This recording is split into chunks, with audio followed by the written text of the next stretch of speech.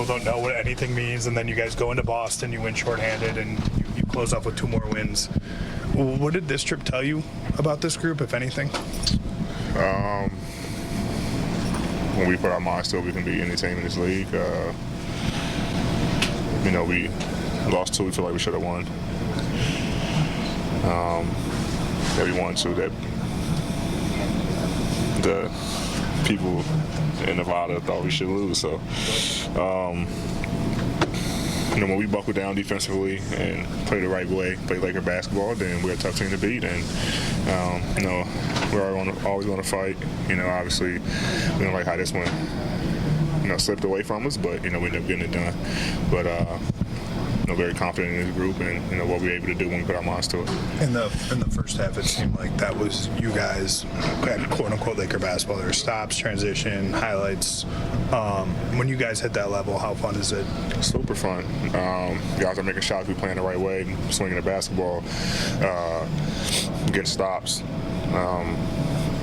It's who we are. It's who we want our identity to be. Don't always seem to happen that way. Like kind of end of the third, a couple minutes left in the third, and most of the fourth quarter. But when we're playing freely and fun and playing with pace, sharing the basketball, then it's fun to watch on the sidelines, from the bench, but also fun to be on the court and be a part of it. Has the amount of passing, playmaking, assists that you've collected over, I guess, the last month or so, has that been an evolvement of this team and its offense, and does that point towards a direction that you guys could use in the final third of the season as you build towards the postseason?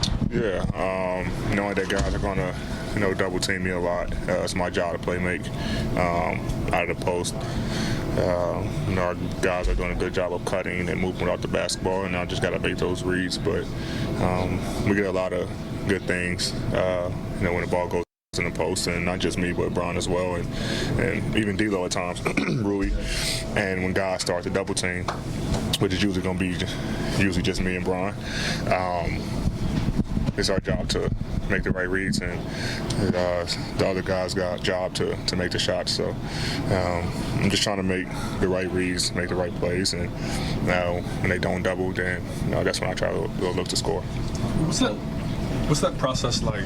When you're watching film and you're, I guess, evaluating like how guys are doubling you or where they're coming from. Like, what's the process like when you actually implement it and you're just seeing, I guess, passing lanes or reason that you did like a couple months ago from you? I just need to know one thing, where they're doubling from.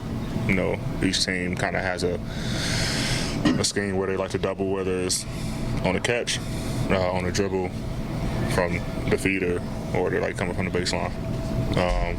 Once I know that, then I know where everybody's going to be, and I just make the reads from there.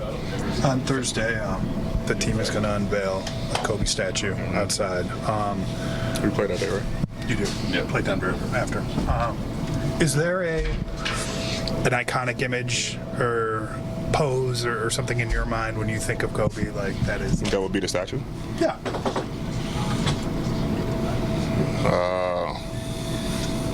He has so many. I don't know. It's kind of tough to kind of say. I know they don't have they wouldn't do too much, for the statue, but I'm curious to see what it'll be. You kind of see the when they have it was talking. Well, it was just talks, but it wasn't a real talk from the league about changing the logo, and they had this picture or a silhouette up there. So maybe it's that. I don't know. Maybe it's a turnaround. Maybe it's I don't know. But knowing what he meant to you, what's that going to feel like being a part of this organization the day they do that? It's obviously going to mean a lot. Meant a lot to me. Big brother, mentor.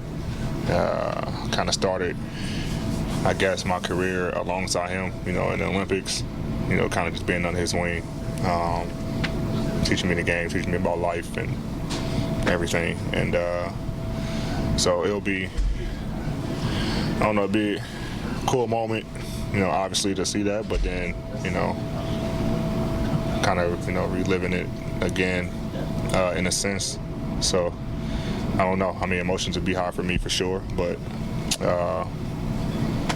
it'd be a cool thing for sure that kind of have your statue outside. AD, how did that relationship evolve from Team USA to your early success in the league, and then up to the point where you're a Laker? Yeah, with Kobe. A lot. I mean, it was a stretch where he had this thing where he was sending guys texts like MVP this year or defensive player this year. Like, he was doing that, and I mean, one year he didn't text me, and I was like, what the hell? So I texted him, like, what about me? And then he gave me like a list of things.